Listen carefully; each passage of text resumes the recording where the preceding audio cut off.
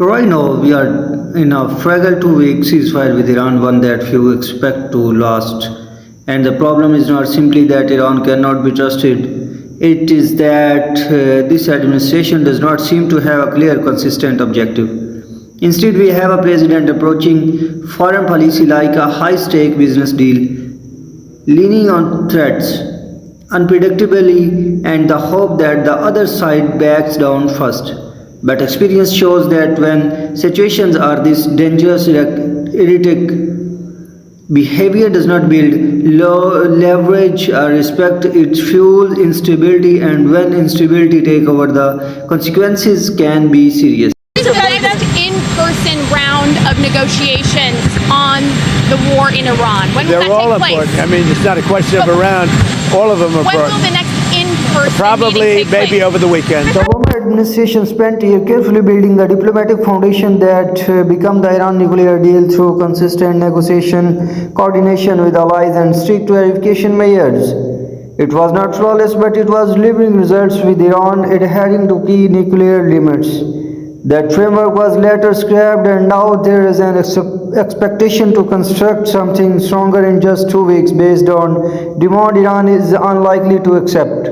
What unfolding behind the scene is increasingly concerning. Military leadership appear uncertain about the mission, allies are unclear on their role, and international partners are starting to act independently due to doubts about American consistency.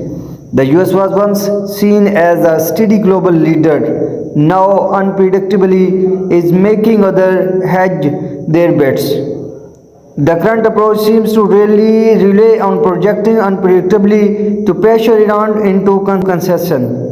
While that tactics might create short-term leverage, it's not sustainable.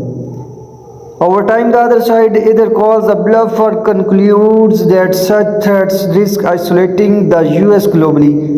Neither outcome strengthen long-term security. As the ceasefire nears its end, the risk become clear. One path involves escalation action that could endanger troops or widen the conflict. The other leads to weakened credibility if threats are not followed through. Both scenarios leave the US in a more fragile position. Compounding this is a lack of clear strategy. The demand began presenting go beyond thorough negotiation. They verge on unrealistic expectations. That is not effective diplomacy. At the same time, there are concerns that Congress is not fully briefed, reflecting a broader issue of new unclear planning and communication. Compared to a few years ago, the situation is more unstable. Iran has advanced its nuclear activities with allies has ordered, and negotiations are happening from a weaker position. This also sends a global message. Agreements with the US may not endure beyond political cycle, which undermine future diplomacy. What needed now is clarity and accountability. Lawmakers should seek detailed briefing on objectives and strategy, allies, and consistent communication, and the public should stay informed about the stake.